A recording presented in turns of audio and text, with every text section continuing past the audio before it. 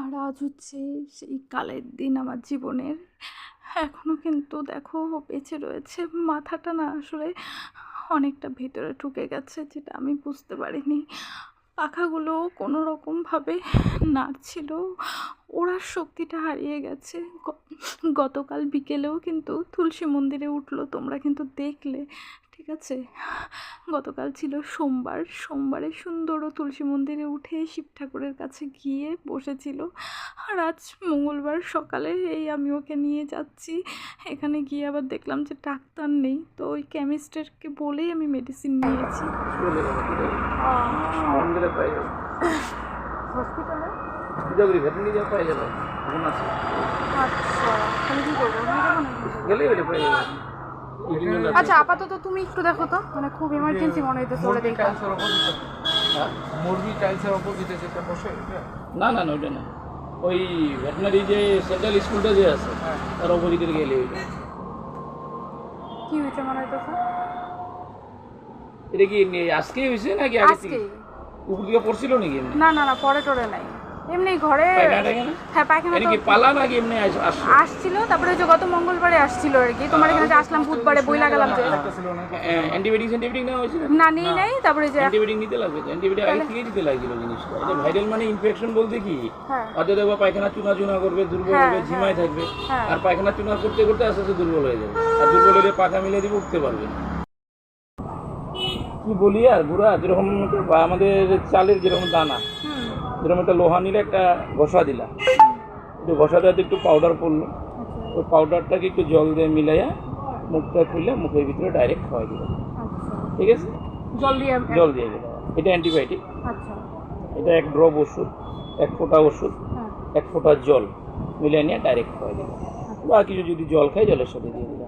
দিনে একবার করে ডেলি খাবে 4-5 দিন। যদি বেমার টেমার নাই, ওকে আছে, সপ্তাহে একবার একবার মাঝে মাঝে দিতে হবে। তখন বাটির মধ্যে একটু জলের মধ্যে 1-2 ড্রপ মিলাই দিতে হবে, ঠিক আছে?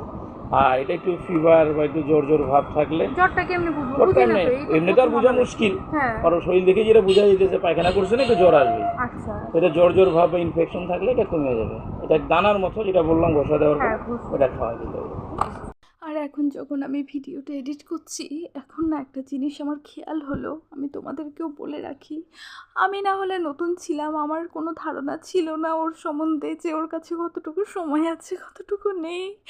আমি 0%ও আমার এগুলো ব্যাপারে কোনো আইডিয়াই ছিল না। কিন্তু সেই দোকানদার, ওনার তো ধারণা ছিল, উনি তো দেখেছে, উনি তো দেখে বুঝতে পেরেছে যে ওর কি হয়েছে বা কী। তাহলে ওষুধটা কেন ওখানে দিল না? ওখানে তো কমসে কম বসে তো ছিল, দাঁড়াতে পারছিল না, বাট বসেছিল। কিন্তু আমি বাড়িতে আনতে আনতে জাস্ট ওষুধটা একটা ড্রপ ওকে দিয়েছি, আর কিচ্ছু না, জাস্ট একটা ড্রপ ওষুধ। তারপরে ওই ওষুধটা কোনো রকম খেতেও পারেনি, গলাটা পুরো ছেড়ে দিয়েছে, আর এই যে সম্পূর্ণ জল বেরিয়ে গেছে। আর উনি তো এগুলো বুঝতে পেরেছিল, কই উনি তো একবারও বললো না যে বাড়ি যেতে 10-15 মিনিট লাগবে, তো তুমি এখানেই ওষুধটা ওকে খাইয়ে দাও, হয়তো ও ঠিক হয়ে যেতে পারে। কিন্তু আমার মা, জানো তো, আমি মাকে ওখানে গিয়ে ফোন করেছিলাম যে মা এই ওষুধ দিল, আরও কিছু কি জিজ্ঞাসা করার আছে। আমার মা তখন না এক কথাই বলেছে যে তুই না ওকে ওষুধটা ওখানে খাইয়ে দে। আমি এবার ভাবলাম কি ওখানে কেমনে খাওয়াবো, কি করব, বুঝতে পারছিলাম না, মাথাটার অ্যাকচুয়ালি কাজই করছিল না। কিন্তু আমার মার কথা শুনে যদি ওখানে একটু ব্যবস্থা করতাম, তাহলে হয়তো ও বেঁচে যেত। এই ঘটনার থেকে আমি একটা জিনিসই শিখতে পেলাম, যে যেই হোক না কেন, যদি ট্রিটমেন্টের দরকার তো তখনই দরকার, তৎক্ষণাৎই দরকার, দেরি করা চলবে না। টুকটু, টুকটু, টুকু টুকু,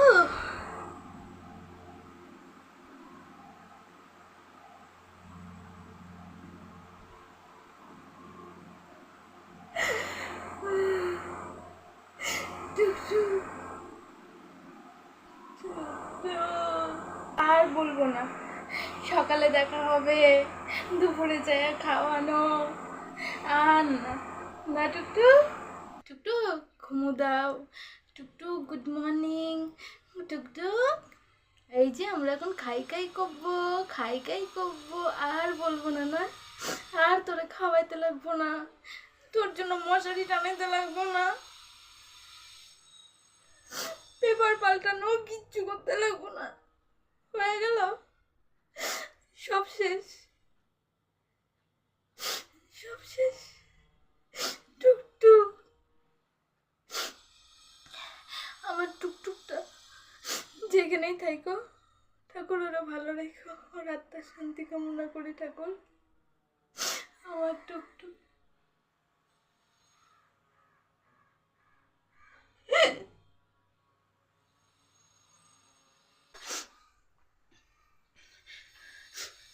আমি ভেবেছিলাম যে যেহেতু আমি পালবো না, অতএব ওকে মেডিসিন কেয়ারটা দিলে কি যেন ভবিষ্যতে যখন পাবে না তখন যদিও নিজের থেকে সুস্থ না হতে পারে, সেই জন্য একটা দিন অপেক্ষা করা হয়েছে। তো একটা দিনের মধ্যে যে ও এরকম হয়ে যাবে সত্যি ভাবতে পারিনি। গতকাল বিকেলবেলাও তুলসী মন্দিরে সুন্দর উঠলো, আর আজকে সকাল থেকে হঠাৎ কিসের মধ্যে কি হয়ে গেল ও আমাদেরকে